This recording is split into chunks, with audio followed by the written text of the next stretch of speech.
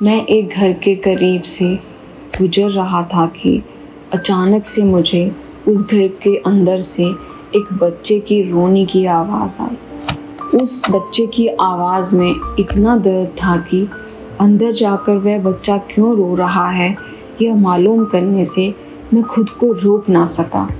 अंदर जाकर मैंने देखा कि एक माँ अपने 10 साल के बेटे को आहिस्ता से मारती और बच्चे के साथ खुद भी रोने लगती।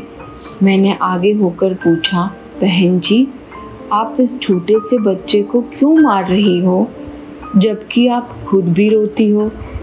उसने जवाब दिया, भाई साहब, इसके पिताजी भगवान को प्यारे हो गए हैं और हम लोग बहुत ही गरीब हैं। उनके जाने के बाद मैं लोगों के घरों में काम करके घर और इसकी पढ़ाई का खर्च मुश्किल उठाती हूँ और यह कमबख्त स्कूल रोजाना देर से जाता है और रोजाना घर देर से आता है।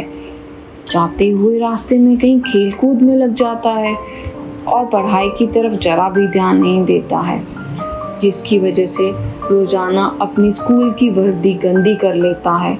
मैंने बच्चे और उसकी माँ को जैसे तैसे थोड़ा समझाया और चल दिया।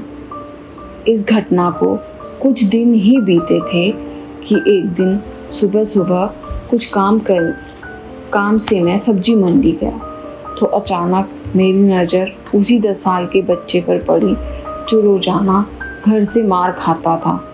मैं क्या देखता हूँ कि वह बच्चा मंडी में घूम रहा है और जो दुकानदार अपनी दुकानों के लिए सब्जी खरीदकर अपनी बोरियों में डालते तो उनसे कोई सब्जी जमीन पर गिर जाती थी, वह बच्चा उसे फौरन उठाकर अपनी झोली में डाल लेता। मैं यह नज़ारा देखकर परेशानी में सोच रहा था कि ये चक्कर क्या है। मैं उस बच्चे का चोरी चोरी पीछा करने लगा।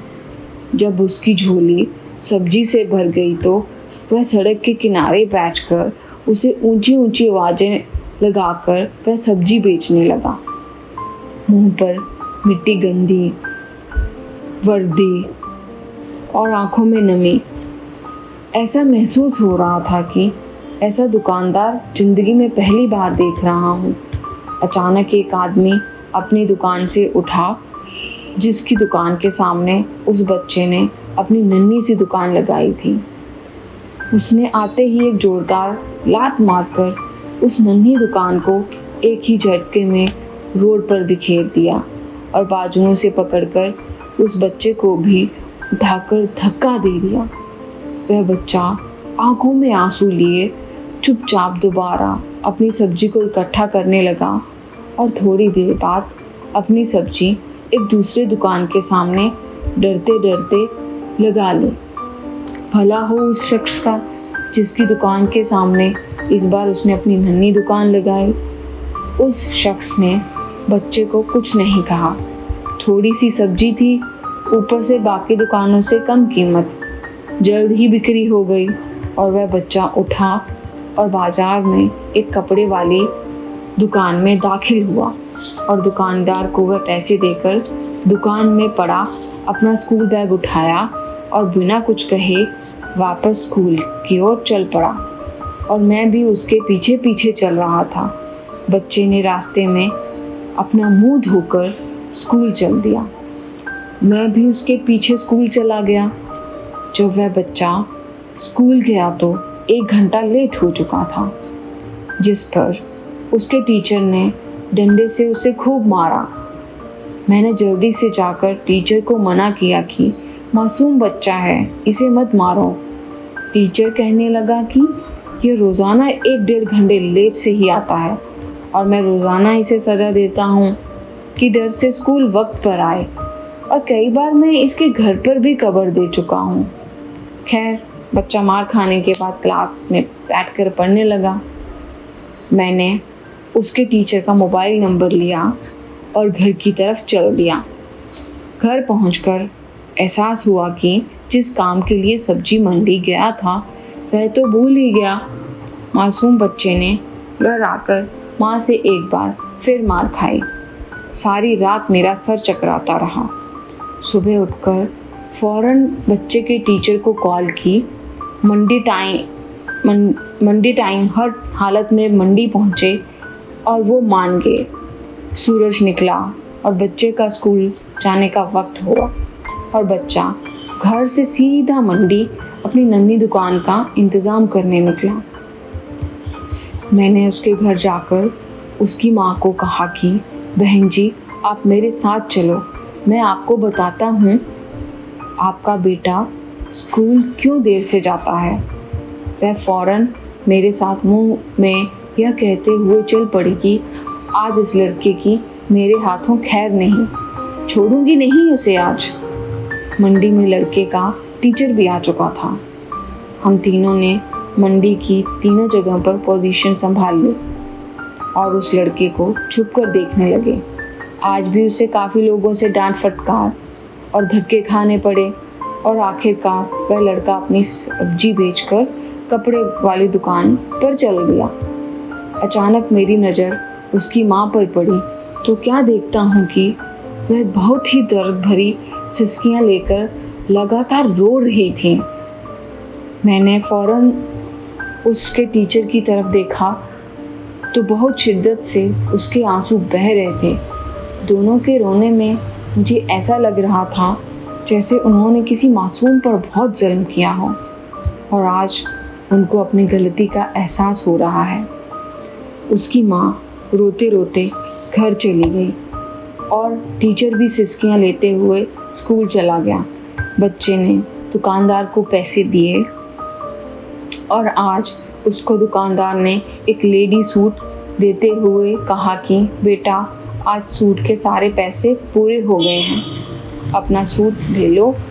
बच्चे ने उस सूट को पकड़कर स्कूल बैग में रखा और स्कूल चला गया। आज भी वह 1 घंटा देर से था। वह सीधा टीचर के पास गया और बैग डेस्क पर रखकर मार खाने के लिए अपनी पोजीशन संभाल ली और हाथ आगे बढ़ा दिए कि टीचर डंडे से उसे मार ले।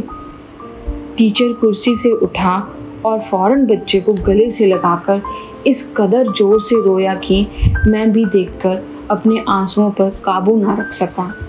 मैंने अपने आप को संभाला और आगे बढ़कर टीचर को चुप कराया और बच्चे से पूछा कि यह जो बैग में सूट है वह किसके लिए है। बच्चे ने रोते हुए जवाब दिया कि मेरी माँ अमीर लोगों के घर में मजदूरी करने जाती हैं और उसके कपड़े फटे हुए होते हैं, कोई जिस्म को पूरी तरह से ढांपने वाला सूट नहीं है और मेरी माँ के पास पैसे नहीं हैं, इसलिए अपनी माँ के लिए यह सूट खरीदा है। तो यह सूट अब घर ले जाकर माँ को आज दोगे? मैंने बच्चे से सवाल पूछा।